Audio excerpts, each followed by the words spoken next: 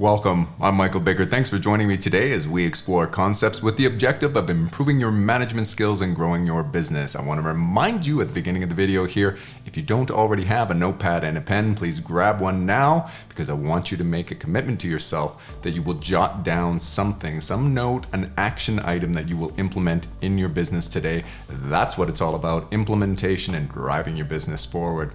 All right, have you heard this expression? Your lack of preparation does not constitute an emergency on my part. Do you think there's wisdom in that statement? Have you ever said that to somebody?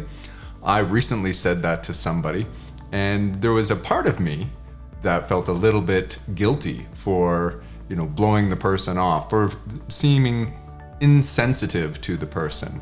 So when people utter this, and what is meant by this, it's when somebody maybe puts extra demands on you. You are going to have to bear the brunt of some kind of consequences or inconvenience due to someone else's lack of preparation or someone else's negligence. And that's not really fair. But so often in management, as a business owner or a manager, or even a parent, any kind of leader, so often we feel that it's not nice to not give somebody what they need or what they want. We feel obligated to try to always help those who depend on us in some way. And as a leader, of course, your people in some ways do depend on you. So is it wise, do you think, saying something to someone, or at least adopting internally, if you don't say it aloud, the attitude that your lack of preparation does not constitute an emergency on my part, has any wisdom in it? And I'm here to tell you, absolutely. It's really imperative that you adopt that wisdom and you at least internally embrace the attitude that is inherent in that statement. And here's why. It's not uncharitable to force somebody to do some introspection and consider what negligence or lack of preparation may have resulted in the negative consequences that they're having to face. You may think it's benevolent to help somebody out in a situation like that, but really is it? I mean, think of it in the relationship of a child. If a child was failing to do his homework and then just before going to school, or he failed to study, maybe that's a better analogy, failed to study, and then just before going to school, he shoves some notes in your face and says, here, quiz me, I've got a test later on this morning, and I was up all late watching my favorite show or whatever, playing my favorite game. You get the idea. The child, if you somehow could bail the child out, you might feel an inclination to do that. Like maybe you could somehow help him conjure up an excuse. And maybe this is a bad example. Maybe you realize as a responsible parent that's not a good idea. Whichever way you fall on this, then I think you can see that the analogy works and that it's not in the child's best interest to help him avoid the consequences that his decisions have put him in. And it's very much the case in management. Your people have obligations to meet. And when they fail to meet obligations, when they fail to prepare, and then they put demands on their peers, those around them, and also on you as a leader, that's unfair. And it's unfair both to the people that they're putting the demands on due to their negligence, their lack of preparation, their ineptness, and it's unfair to them as well. It's certainly unfair if you bail them out, because you are depriving them of an opportunity to learn. You're depriving them of a growth moment. Actually, we know this from the Bible. In Matthew chapter 25 starts off with Jesus telling the parable of the 10 wise bridesmaids who brought extra oil for their lamps when the bridegroom was delayed.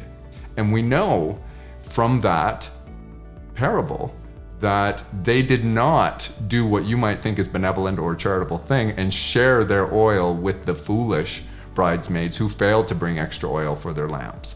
And therefore they had to go run out to the vendors and they would miss the bridegroom and the wedding feast would begin without them. And we know, since Jesus is telling that parable, that there's wisdom inherent in that and there's a lesson to be had. And certainly preparedness and always being prepared, I think, is the crux of that. And we want to teach our people a culture of preparedness. And when we are prepared, when we go out of our way to consider that things that may be unexpected happen in business, they just naturally occur, and being prepared is a really good thing. That's one thing. But also in these situations, I think it's a lack of boundaries that occurs. It's people who lack boundaries who tend to do this. They have learned earlier in life through their upbringing and a lack of boundaries in that environment that they can rely heavily on other people to bail them out in these situations. And maybe these people may have a tendency to have a great power of persuasion, the art of influence. They might be very persuasive in their communication style, maybe very forceful. They might use guilt trips and all sorts of mechanisms to communicate to other people that people feel the need to bail them out.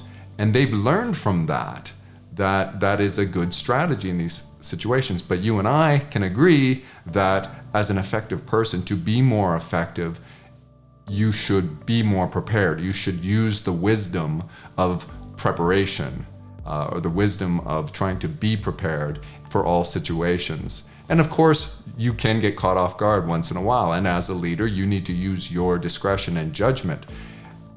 Saying a lack of preparation on your part does not constitute an emergency on my part is not the same as saying, hey, we all were caught off guard by the certain situation that arose and it was outside of our control, but you're on your own, every man to himself. That's not at all what we're saying here. Inherent in this statement is that somebody should have known and should have done some preparation, and it's their negligence that they're trying to escape. They're trying to escape from the consequences of that negligence. And as a leader, as somebody who's trying to be as effective as possible, you need to not cooperate with that.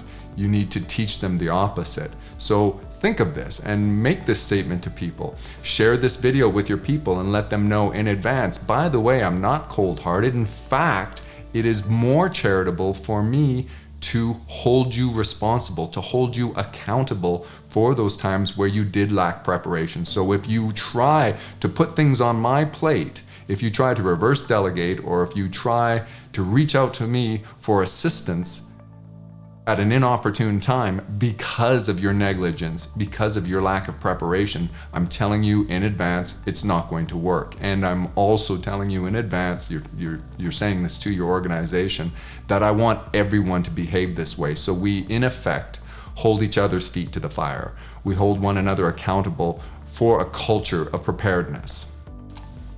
The other thing you need to consider is, what is it that is being displaced when you acquiesce? Let's say somebody comes and puts an unreasonable demand on your time due to their lack of preparation, due to their negligence, and you think, oh, I'm gonna be a nice guy today, and you ignore everything I've said up to this point, and you decide, now I'm gonna help them out. The other problem with this is that you should be engaged in something else. You should be, or you would otherwise be engaged in something, hopefully a much higher priority item. And to the degree that you allow people to displace those higher priority items, those things that are most important for your business, you will start to suffer, and your whole organization will start to suffer. So while you think you're being benevolent to the one individual who's reaching out to you for help, you are in fact being unfair and uncharitable to the rest of the stakeholders, to the rest of the organization, and to yourself. And I've also made the point to the very person who's reaching out for you. But if you're not convinced that it's not necessarily a nice thing to help somebody who's unprepared and asks for help, then at least consider what effect it has on other stakeholders in your organization. So in my analogy of the parent who maybe spends some time with the unprepared child trying to quickly cram for an exam, which, by the way, Stephen Covey would talk about, you can't cram for life. Cramming for a test doesn't really work. You don't get the education. But I digress. But in that analogy, what would that parent otherwise be doing? Maybe that parent was preparing lunches for the whole family, or spending some quality time with a spouse before he runs off to work, or helping another child who has a science project that's due in 2 weeks' time or whatever, and the demanding one, the unprepared child, is putting all the demands now. And the mother in this instance, in this example, could say, a lack of preparation on your part does not constitute an emergency on my part. You should have studied, and I've committed this time right now to your brother who is working on something for his science project or whatever. The idea is, the analogy holds true in business, is that you as a leader, as a manager, you should be working on something of a higher priority and moving your business forward, something that's further down the road.